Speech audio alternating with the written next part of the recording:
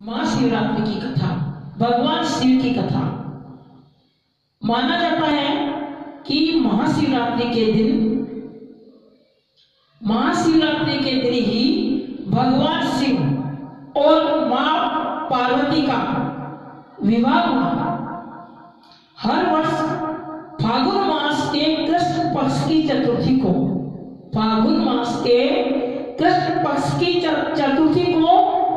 महाशिवरात्रि का त्योहार मनाया जाता है। और ऐसी भी मान्यता है, क्या मान्यता है? समुद्र मंथन के समय भगवान शिव ने कालकूट विष किया था, इसलिए महाशिवरात्रि का त्योहार मनाया जाता है। अब हम सुनाते हैं आपको महाशिवरात्रि की कथा। ध्रुव नाम का एक शिकारी था जो अपने परिवार का पालन पोषण करने के लिए जंगल में जानवरों का शिकार करता। जंगल में जानवरों के जो पशु रहते, पशुओं का शिकार करता और भूख से व्याकुल परिवार का पालन पोषण करता और ऐसे ही अपना गुजारा चलाता। लेकिन एक साहूकार का कर्जदार था, ऋणी था, और उस साहूकार का कर्ज ना चुकाने के कारण एक दिन उसको शिव मठ में बंदी गृह में उसे डाल दिया और बंदी बना लिया गया। लेकिन जिस दिन महाशिवरात्रि थी तो उसने साहूकार से निवेदन किया। उस शिकारी ने साहूकार से निवेदन किया। क्या निवेदन किया, क्या प्रार्थना की? उसने कहा कि मुझे आज छोड़ दो और मैं तुम्हारा कर्ज चुका दूंगा। ठीक है।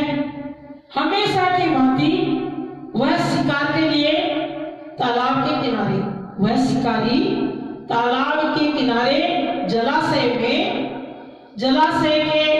पास में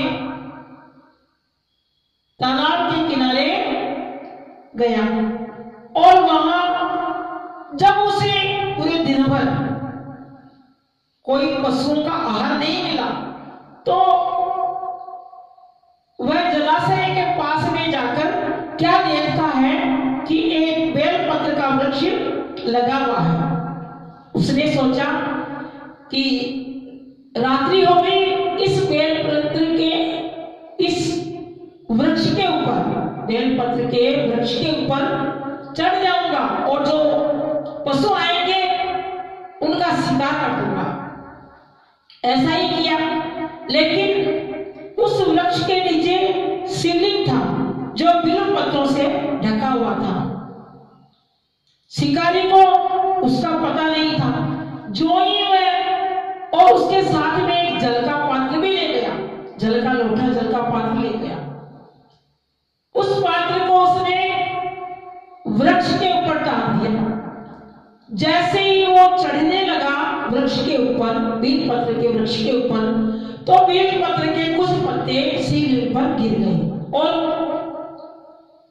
जल था जो उसने टाका था पेड़ पर, उससे कुछ जल भगवान के शिवलिंग पर गिर गया। अब देखो, टहनियां तोड़ी तो भगवान शिव के ऊपर बेलपत्र चढ़ गए और जल का पात्र, जैसे ही जल के पात्र से जल गिरा, पानी गिरा, तो भगवान शिव के जल अभिषेक हो गया।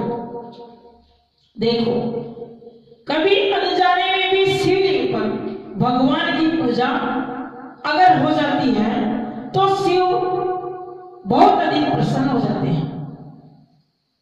अब शिव को अर्पण हो गए जल और बेलपत्र। अब एक प्रहर रात्रि बीत जाने पर एक गर्भिणी हिरणी यानी मृगी एक जलाशय पर, उसी जलाशय पर पानी पीने के लिए आई। शिकारी ने धनुष तीर चढ़ाकर प्रत्यंचा खींची, यानी जो ही हिरणी पर बाण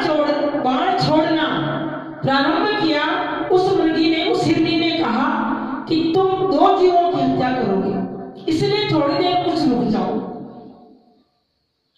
और मैं इसको जन्म देकर, इस बालक को जन्म देकर फिर मरने के लिए तुम्हारे पास में आ जाऊंगा, लेकिन पहले मैं बच्चे को जन्म दूंगी, फिर मुझे मार देना, ठीक है, फिर आ जाना।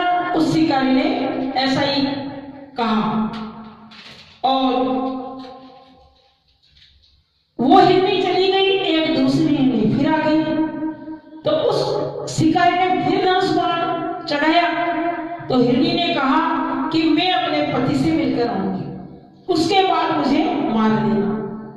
फिर आखिरी पहर बीता तो तीसरी हिरनी फिर आ गई और अपने बच्चों के साथ में इधर से उधर निकल रही थी।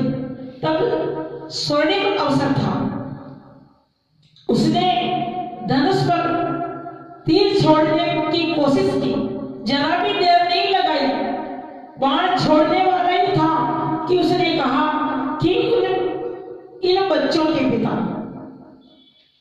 मैं बालकों को साथ लेकर आई हूं, तो इन बालकों को, इन बच्चों को पिता के हवाले छोड़कर आ। वह घर चली गई और शिकारी को भी दया आ गई। उसने कहा कि मुझे मार देना, लेकिन इन बच्चों का सवाल है, इनको इनके पिता के हवाले छोड़कर मैं घर से आऊंगा, नहीं तो मेरे बच्चे भूख प्यास से तड़पेंगे। उस मृगी ने कहा कि उस हिरनी ने क्या कहा कि तुम्हें अपने बच्चों की ममता जैसे सता रही है ना, कि मेरे बच्चे भूख प्यास से मर रहे हैं और मैं शिकार करूंगा, उसी तरह मुझे भी अपने बच्चों की ममता सता रही है और थोड़ी देर के लिए इन बच्चों का भी जीवन दान मुझे दे दो। शिकारी को दया आ गई। फिर रात्रि का चौथा प्रहर आया तो एक हष्टपुष्ट हिरण आया और शिकारी झट से तैयार था बाण छोड़ने के लिए। तब हिरण ने कहा कि जो 3 हिरनियां आई है ना, वो मेरी पत्नियां हैं, जो उनके साथ में बालक बच्चे आए वो मेरे ही बच्चे हैं। अगर उनको मार दिया तो मुझे मारने में विलंब ना करो, एक पल की भी विलंब ना करो, ताकि उनके वियोग में मुझे दुख सहन नहीं करना पड़े। एक क्षण भी मत लगाओ मुझे मारने में। और अगर उन्हें जीवन दान दिया है तो मुझे भी कुछ क्षण के लिए जीवन दान दे दो। उनसे मिलने के बाद मैं तुम्हारे सामने उपस्थित हो जाऊंगा और मुझे मार देना। जब पूरी रात भगवान के शिवलिंग पर बिल पत्र तोड़ कर पटक रहा था, डाल रहा था, तो उसका जो हिंसा करते था वो बहुत निर्मल और कोमल हो गया। उसने शिकार करना छोड़ दिया। भगवान शिव की कृपा से ये सब संभव हुआ। वो जब सब हिरण हिरणी और बालक सब आए तो उसने कहा मैं अब नहीं मारूंगा, क्योंकि तुम जैसे पशु ही ज्ञानी हो, बुद्धि हो, समझदार हो, और मैं मनुष्यों को भी इतना अज्ञानी और इतना हत्यारा। तब शिवनाथ बोले प्रकट हो गए, भगवान शिव प्रकट हो गए और उस शिकारी को सुख समृद्धि का आशीर्वाद दिया। बोलिए भोलेनाथ भगवान की जय, भोलेनाथ भगवान की जय, भोलेनाथ भगवान की जय।